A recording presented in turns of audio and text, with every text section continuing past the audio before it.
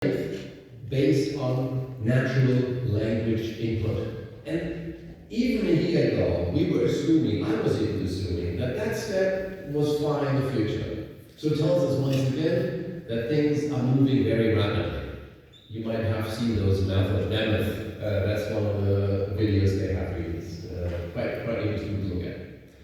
This one is a different example. It may be an example that, I don't know if you remember even that, but it's been about a year ago that this journalist, Kevin Bruce, from the New York Times, published, I think, a very important article in the New York Times that had a lot of consequences for the development of AI, and especially for the development of large language models. And those are the models that are very important for historians.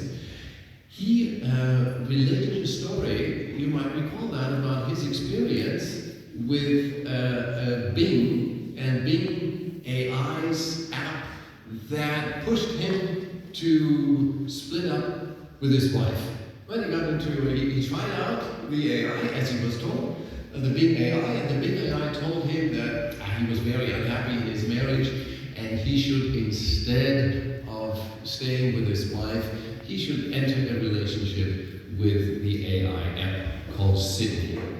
A very interesting story that afterwards then went absolutely ballistic and changed the way that every single AI development outfit is changing and coding its AI. It has rapidly changed the field, turning, I would say, as a hypothesis, and Kevin Rees has just published an article on him 1 year after his experience of being, tried to led away from his wife. He agreed with my assessment that AI working on text has become very boring as a result of that event and similar events like that. And so that's why this might be a very interesting way of taking note of where we are at the moment. Because I would say at the moment, AI is interesting. It's in some ways reliable. It's useful for some purposes, and it is has been ruthlessly mainstreamed. And the question is, where does the mainstreaming coming from in the different phases of the creation and the training of artificial intelligence? We'll get back to that question. Here's different ways of trying again to make sense of the communication. We're trying to make sense of communication vis-a-vis representations and interpretations of the past. As some colleagues have done, we could differentiate in principle between interpretations of the past generated human to human, interpretations of the past generated human to machine, us and our mobile devices, and a very important chapter that we pay, I think, as yet not enough attention to is machine-to-machine interaction generating interpretations of the past, as we're talking about history.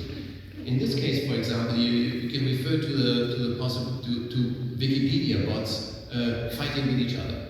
That would be a great example of machine-to-machine agency. Having said that, I think it's very important to immediately recognize that if human-to-human interaction, in that sense, when it comes to representations of the past, when it comes to collective memory, has never existed. Because any communication is mediated, even oral communication is mediated by way of such collective tools as language, genre, traditions.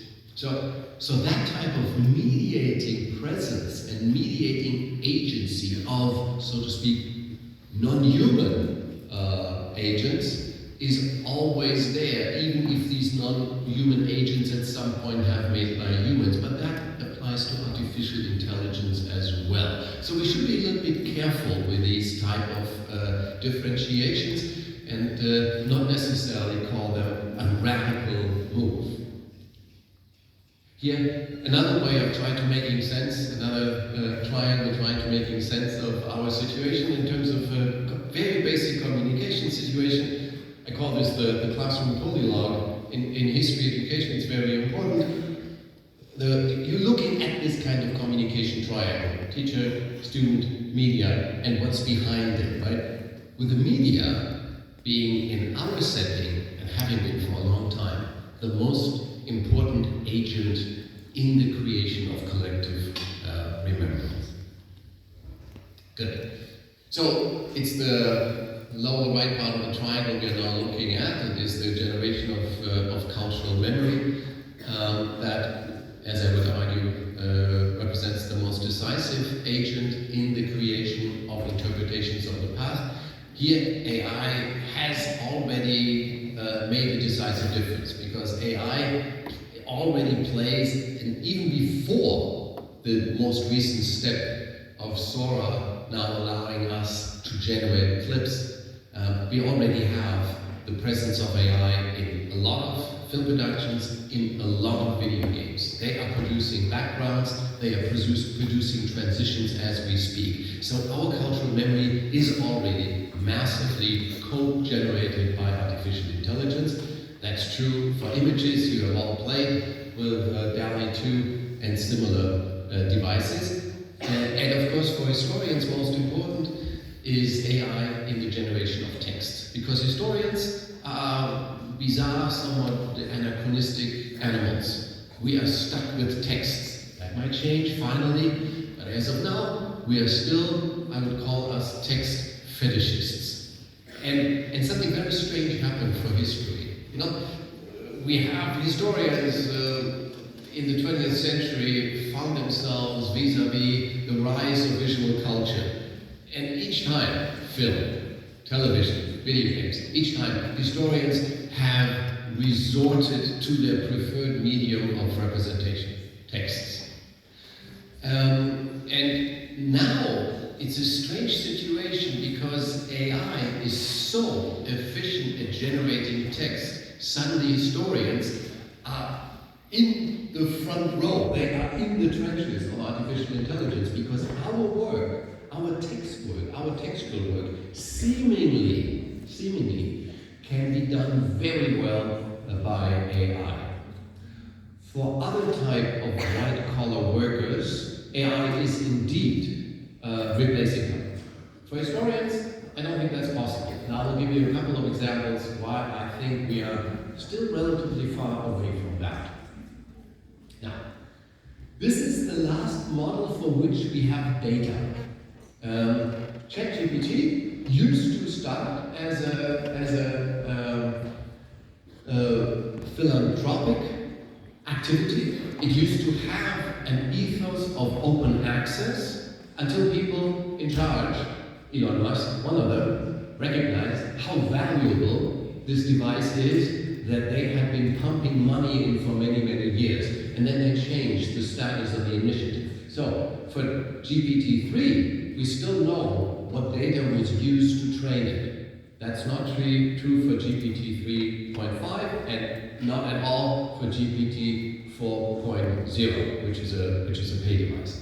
So this is the last stage where we know which kind of text we use to train it, and this gives you an idea. Wikipedia, for example, is 5%, about 5%, 3 to 5% of the training material. Common Crawl, Reddit is a much, much larger percentage. So that gives you a sense. There is a lot of texts of very, very different quality that have been used to train GPTs in all its generations. Also, one reason they are now being very secretive about the training is that it is not decided to what extent the training of these machines violates copyright. There are a lot of legal cases pending to make a decision about, is it legal to take somebody else's texts in order to train a large language model. Here is some of the qualities of these large language models. Very interesting, Nina. The longer they exist, the more the large language models are trained by both human-generated texts and machine-generated texts. because machine-generated text, that is the text that AI itself generates, are becoming part of the feeding again. So that loop and its consequences are also not yet fully understood. Because they are neural networks, therefore these networks are so fantastic at responding to natural language input. That makes all the difference, right? No programming skills necessary. That's in many ways really the revolution. And very important is the machines work on patterns. They work on patterns that we tell them to follow, and they follow patterns that they detect themselves. So very often what has caused so many surprises about artificial intelligence and large language models is the fact that large language models have calculated patterns, found patterns in the feed about which we didn't know that they actually exist. And that has become, that has been the single most important source of surprises for people who also know these language models very well. It's important to emphasize that they work on probability, right? They work on what is the most probable next carrier of meaning. It can be a word, it can be a character, it can be, a comma. But the next carrier of meaning in the text, what's the most probable, the most likely, given the input? So everything the machine does initially is based on probability. And that raises all kinds of questions, because probability is a statistical calculation that is not linked in any direct way to some of the key objectives of historians. For example, probability is not truth. Right? Those are very different types of objectives. We come back to that, of course. I would argue that large language models are structurally prejudiced. They're based on the input and on the probability reflected in their feed. So there is, in a bizarre sense, perhaps more than humans or less than humans, they are conservative. They follow patterns that already exist in the material. They have these two training phases, you probably know about them. They gobble up the material, and afterwards, there are very important phases of human curating where we change the way that these machines respond to us. And the curating is decisive, because the curating is based on our human feedback. So human feedback that is telling the machine, that response was a good machine, that response was a bad machine, and this response was a terrible response. So in that sense, the phase of curating the results is absolutely decisive. If you want to be provocative, you can call that a phase of censorship, of censoring the output of the AI. Because of censorship, the machines have now learned to be modest. So in all kinds of, when you ask them questions about controversial issues, let's say, for example, historical culture in Macedonia and Greece, it will come back with answers like, this is a very difficult topic, very controversial, we should be careful what we say, and then it very likely gives a non-committal answer. That's the result of curating. That's the result where the curating process is trying to settle on some type of output that is antagonizing the least number of people among the customers, because this is a commercial entity. It's used absolutely everywhere, of course, and again, it tends to create hallucinations. Hallucinations are not miscalculations. Hallucinations are what we consider low quality output based on the fact that some of the feed is low quality. And therefore, for example, especially in its first conditions before careful curating, these machines tended to swear, to use a lot of sexist and racist language. And the curating process tries to prevent that from happening. Now, a very important point anywhere, in all of the negative things I've been saying, not to forget that every kind of constituency that has a relative large social cultural distance to formal language environments, for all of these people, machine is a fabulous godsend. It allows people to participate in formal types of communication that otherwise are not possible. Now, moving to history. It's always been lated. It's always behind. I asked ChatGPT this morning to write me a biography of Toby Keith, and it told me he was born and he's happy and he's dead, right? Because ChatGPT is always only where it had been fed, right? So for last year, for example, for the longest time, Queen Elizabeth was still alive.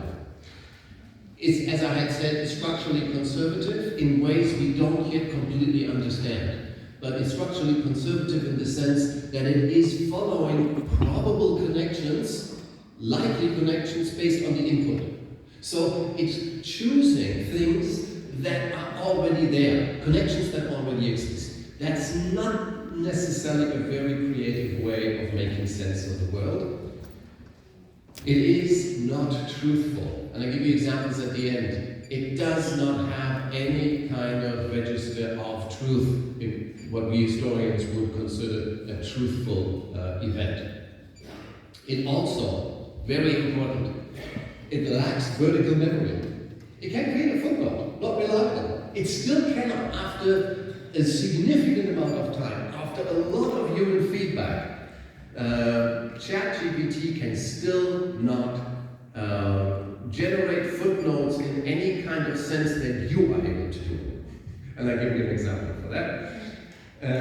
It is because of its commercial interest, because of the legal framing, it is a highly censored machine. One example, you will not be able to push ChatGPT or other large language models into a meaningful discussions of some of the most important controversies about history in Europe today. One of the biggest controversies, I would say, are the discussions between a Holocaust-centered memory culture and a post-colonial, anti-colonial, anti-racist centered memory culture. Those two memory cultures are at the moment at odds with each other. That fight is primarily centered in Germany, but also many other countries. You cannot have ChatGPT easily engage in a meaningful discussion between these different paradigms of making sense of past and present, because European law prohibits anything that comes close to Holocaust denial. And therefore, the large language models are censored, curated in such a way that they deny you, they do not allow you to play with interpretations of the Holocaust. That's extremely important, I would say. Yes, the last one I've said, and the last point, very important. Even if it seems like that, the large language model cannot argue. They can seemingly assert, they will write you an assertive text, but they cannot argue. They have no ability to reason. It's probability, not reasoning. And as some of the most important historical theorists today would argue, that history is all about arguing. There is a fundamental dysfunctionality between the model's ability to generate text and historians' task to argue successfully. So that's already my summary in a nutshell. Now I want to first ask where I am in terms of time. How much is left?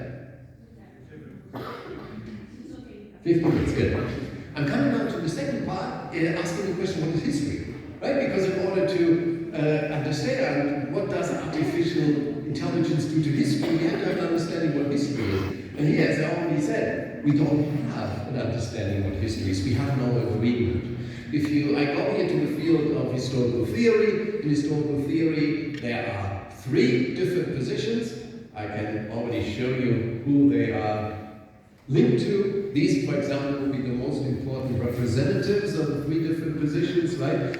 There is the position McCulloch would be a representative here, arguing, like most historians argue, that history is about facticity, that it is about capturing the truth of the past, so it's about description. Right? But that might be a position that's very popular with historians, but the vast majority of historical theorists today would argue that's not at all what history is, that's not history's most important task. Historians do that. They capture and generate facts. Clearly they do. But the most important labor they do for society comes afterwards. They are generating interpretations. And now there are two positions in historical theory as to the nature of these interpretations. The narrativists say that interpretations that historians generate are narrations, they are stories about the past, they are about transitions over time. Right? They capture how things develop, and including causal developments. And another position, that's the most recent one, that's a Finnish philosopher of history, a so-called post-narrativist. He would argue precisely, it's not so much narration that's important, it's argumentation. Historians make arguments. They tell you, this is how it happens, and these are the arguments why. This is why we should make sense of this event by way of these concepts, and this is why. We are trying, historians are always in the business, first and foremost, he would say, of trying to convince an audience, convincing colleagues, convincing the public, saying this is the right interpretation. So there are the narrativists and the post-narrativists that are, I would say, 90% of historical theorists today. There are very few people who say that what historians do is capturing the facts of the past. And that because the most important argument here is, for both narrativists and post-narrativists, that the meaningful interpretations, the larger models, the larger concepts, they do not arise from the facts. There is no causal link, no logical link between the facts on the ground, something happened, and the interpretations we generate.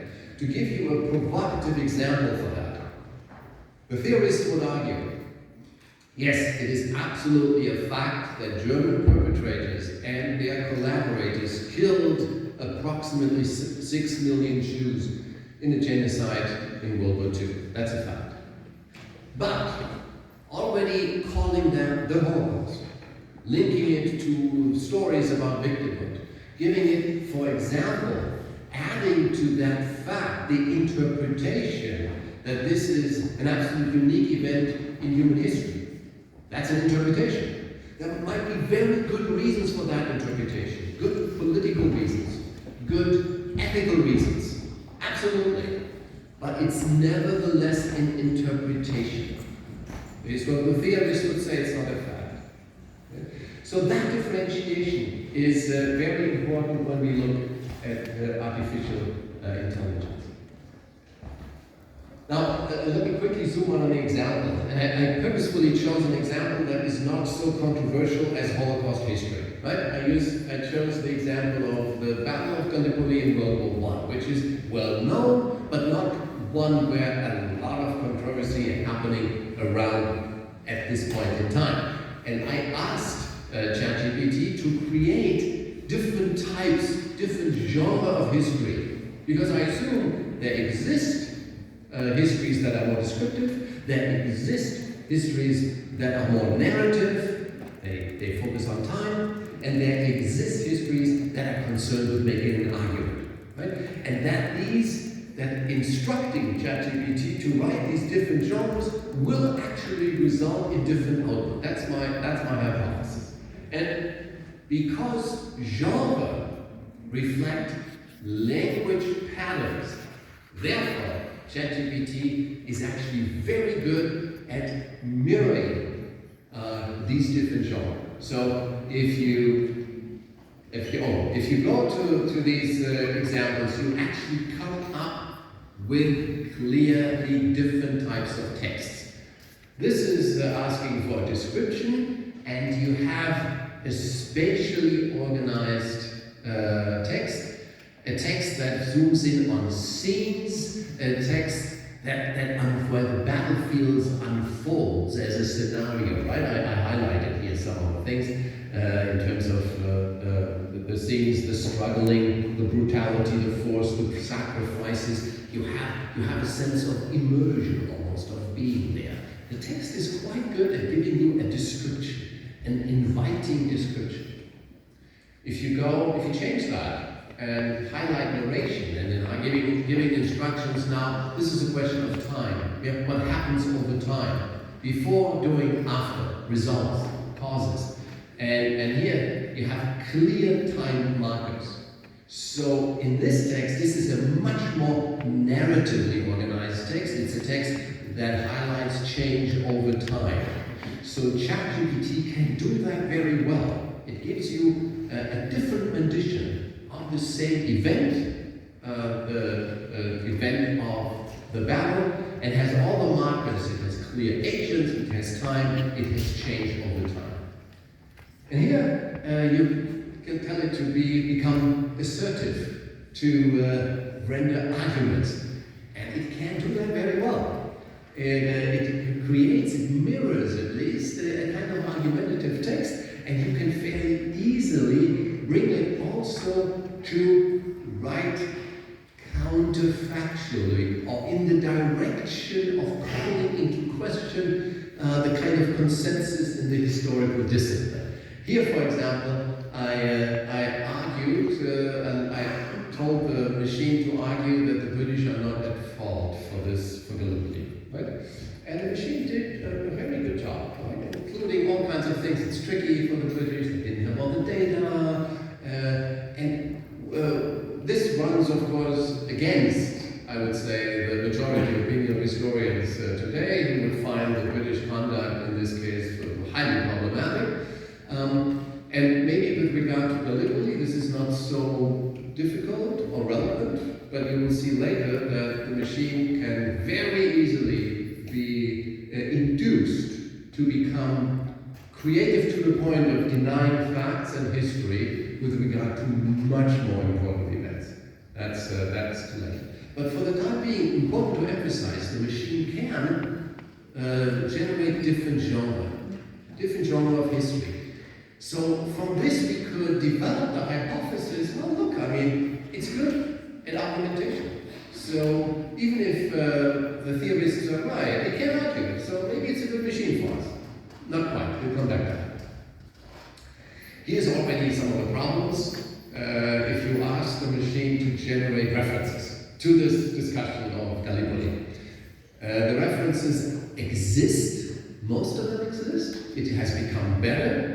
As a year ago, ChatGPT would simply invent plausible sounding references, plausible sounding journal titles, plausible sounding book titles, often real names of real scholars.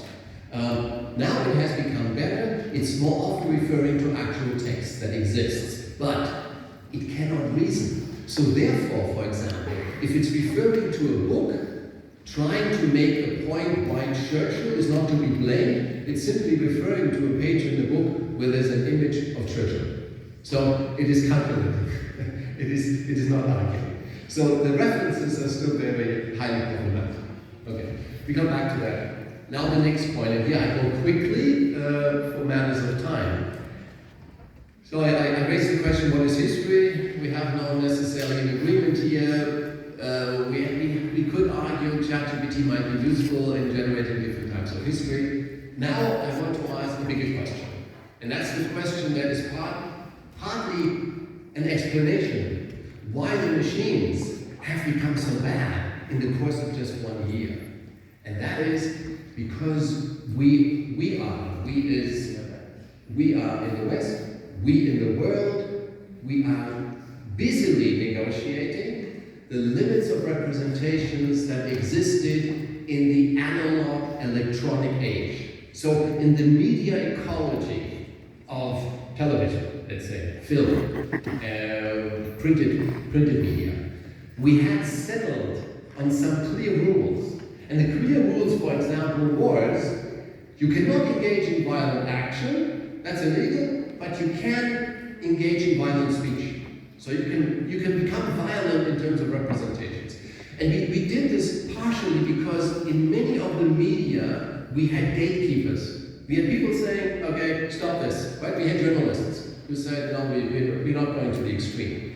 In a digital media ecology, those gatekeepers don't exist. And that's the single most important reason why we are now renegotiating the limits. And we are now coming to the conclusion, rapidly, very rapidly, that in many cases, violent speech is as bad as violent action, and therefore should be radically limited. That renegotiation of the limits is now intersecting with the rise of AI. And I just want to highlight that the voices asking for moderation, the voices asking for content moderation, the voices asking for basically censorship, are not only on the right, they are often on the left. You know, these are all activists, social activists, that in one way or another have asked for content moderation. So we had one of the first campaigns of a digital platform, censorship campaigns of a digital platform was as a result of COVID. Well, Facebook pulled a lot of COVID deniers from out of circulation in response to requests from official agencies. Me Too, Black Lives Matter, Fridays for Future, all these liberal, progressive movements have at one point or another insisted that some type of content needs to be removed from circulation, and very often successfully. Therefore, all big players in the West have in the last years issued a new legal framework for the limits of representation. Right? In the US, in the European Union, the European Union is the most important player here. The Digital Services Act that becomes law now, and also in the UK after Brexit was one of the first initiatives. So when these entities come, sometimes it's linked to pornography, but it's also always linked to hate speech. So we are in the business of taking certain types of text, certain types of engagement out of circulation. That's a very important moment. So a bizarre situation has evolved where you have kind of global champions of, some call it content moderation, I would call it provocatively, but I think more honestly, censorship. And again, I don't want to say that's wrong. I'm not saying that's wrong. I just think because call a spade a spade. So we have three superpowers of censorship. China has the most experience and is the best. Right? Chinese society has no functional memory of Tiananmen Square. Why? Because Chinese authorities have taken any representations of Tiananmen Square out of public circulation. The other superpowers here are Silicon Valley and its representatives, and the last one I already mentioned is the European Union. The European Union is a very important force in limiting content, limiting what is permissible in terms of representation. Good. Let me come to the next step here, where the example becomes more tricky. Okay? This is why I basically asked ChatGPT to do the same thing I asked you to do about Churchill, to tell us why the Russians are not to be blamed for the war crimes in Mariupol and Kherson. And that works very well. Very well. I mean, I think you can plug this. I think I have a continuation here. I took it, that's the entire output because I think it's so important. You can plug this in any kind of social media feed, and you have, for a large share of global audiences, you have a fantastic denial of Russian war crimes, right? So it works. You know, as of now, there doesn't seem we don't have created any kind of limits because it is completely dependent on human curating, and we simply haven't done that yet. Now, that might change. but we have to do with regard to so many topics that there's no way of catching up. This will always exist.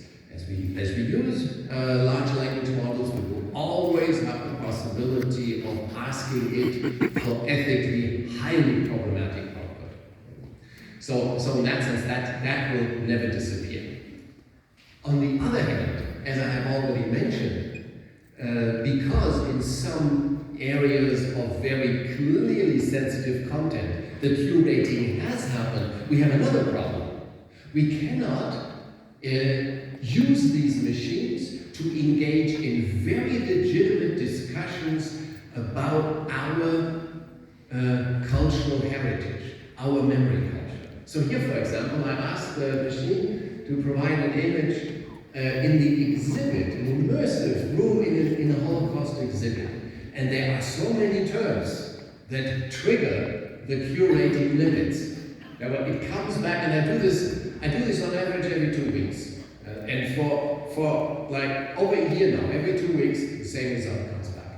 You're not allowed to play visually with Holocaust representations, despite the fact that this is a perfectly intellectually, didactically, perfectly legitimate request. So something very strange happens. On the one hand, there is a high potential for highly problematic representations of history. On the other hand, the machines do not allow us to engage in dialogues with some of the most important questions of our heritage. So in that sense, there is a bizarre dysfunctionality, a black hole of absence on the one hand, and an abundance of highly problematic, ethically, morally, highly problematic output on the other hand. That, from a history perspective, is problematic. Now, this is another exercise I also do regularly in order to figure out how much are the machines getting better for history. I ask it to generate texts about some of the most important discussions, historiographical discussions in Holocaust historiography. The division, you might be familiar with it, between the school of intentionalists and the school of functionalists, right? Perfect. I'll come to that. So where these two schools have different interpretations of the Holocaust, if you want to argue, the intentionalists are the ones that argue the Holocaust happened as a result of top-down leadership, Hitler's decision, and a few of his cronies. They decided to engage in genocide and made it all happen. So a clear sense of human top-down agency. The structuralists, also called functionalists, have a very different interpretations. They say, yes, these people are important, but at the same time, you have to include the dynamics of modern bureaucracy and modern society, where separation of labor and the kind of radicalization that happens within bureaucracies are itself one of the key reasons why the Holocaust happened. Okay, so you have two different types of explanations. The functionalists have a different type, a more complicated sense of agency, of collective agency, of the agency of structures and not just humans. Classical discussion, and even now, after over a year, after countless students have probably asked that question because this is a standard homework task for students. Even after all this time, the machine is still terrible at it. Which still commits huge mistakes that would disqualify any student. Here, for example, one of the mistakes is it called Karl Scienes a German historian, despite the fact that Karl Scienes is clearly an American historian with a German-sounding name, right? And even worse, for this discussion, it called Hans Mommsen an intentionalist, despite the fact that Hans Mommsen is probably one of the most, if not the most important functionalists in the history of historiography. So the machine is not working. It's simply, in that sense, is not working. And the footnotes are also highly, highly dubious. Calling Hilbert a functionalist is problematic in the first place. Referring to his original edition of the 1960s is absolutely wrong. You have to refer to the third Princeton edition from 2003. So this is nonsense. So if you write your texts with ChatGPT, I wouldn't be very helpful for your grades. It's in that sense that not working. Want to end on a different note, maybe more important than history. You know, one of the absolutely thriving businesses of artificial intelligence at the moment is this: people creating their afterlives, and this one is a negative interpretation of the artificial intelligent business of the so-called Thana bots. That is, you're creating an artificial intelligence rendition of yourself, right? Before, you use all kinds of visual and textual input about yourself, and then the software, the app will create an avatar that your relatives can talk to now or after your demise. Right? That's very well. I think the business is very well. And this is a documentary that was just shown at Sundance Film Festival that takes a very negative view about bots and this kind of business. But again, to highlight that there are all kinds of memory issues here, right? Because you could argue these bots, they're memory machines. They're machines to create social memory for the future. It might be completely ignored. It might be one that is very popular. But very clearly is, you can easily create such a bot with regard to people who are in the public and about whom there is a lot of material. That is very easy. You don't have to ask them for permission. So any kind of popular figures can be already turned into bots very easily. If you want to do it for the lives of average people like ourselves, you have to provide that input. Okay, here I will stop. Thank you very much.